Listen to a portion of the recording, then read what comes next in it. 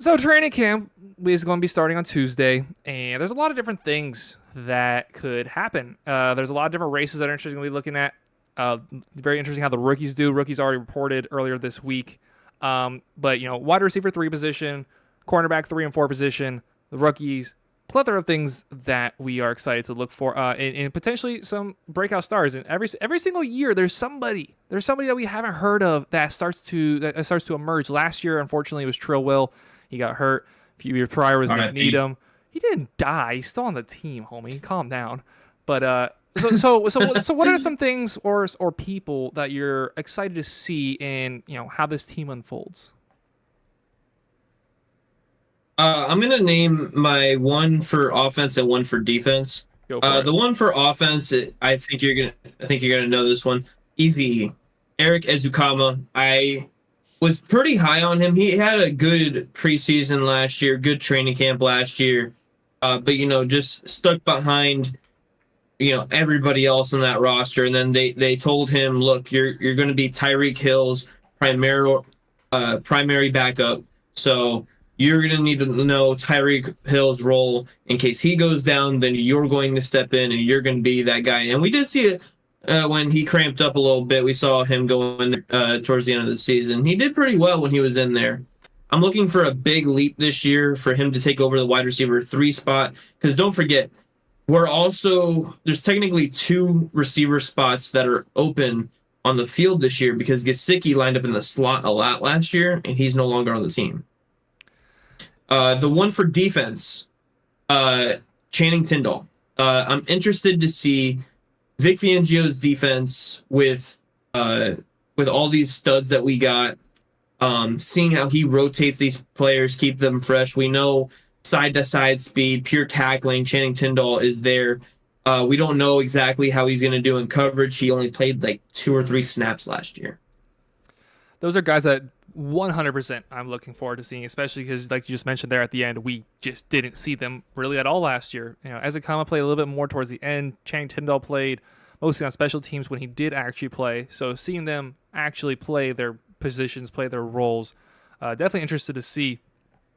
My two guys on offense, Ezekama for sure would be one of them, but Elijah Higgins. So the tight end room is wide open. I mean, last year, I've said what I've said about Mike Gesicki. He sucks. He's terrible. Going to Elijah Higgins, a rookie who just has so much that he can prove, and he's going to have ample opportunity to do so. He could come out and win the tight end one job. He was a wide receiver in college. Drafted him, what was it, the 5th, 6th round, whatever it was. And he's converting to tight end, and he's very athletic. He has some speed to him. I haven't seen pictures of him, so I'd like to see how much muscle he's gained. Maybe he'll gain a little bit of weight, something that you want to see. But this tight end group is 100% completely wide open. You know what Durham Smythe's role is going to be. He's going to be a blocker. He'll roll out and try to catch somebody by surprise. He'll take a QB sneak. He'll do something along those lines. But you know exactly what you're going to get from Durham Smythe every single game. Elijah Higgins is truly a wild card. He did not play this position at all in college.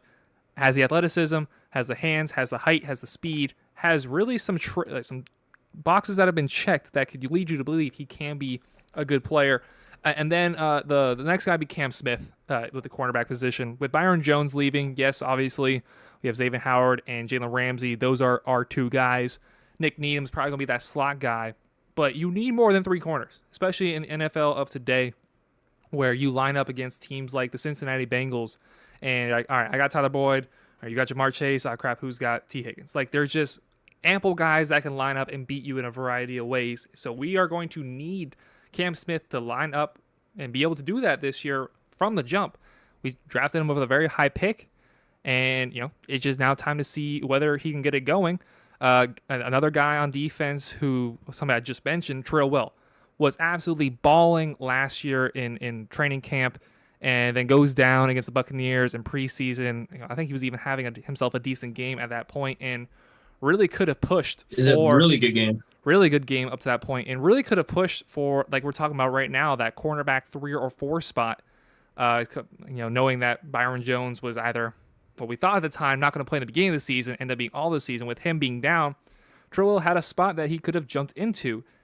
He had that injury. The team decided to keep a hold on to him, And now he has the opportunity to replicate exactly what he did last year. And if he does so, not only is there a roster spot for him, but there are serious snaps and minutes that he's going to be getting.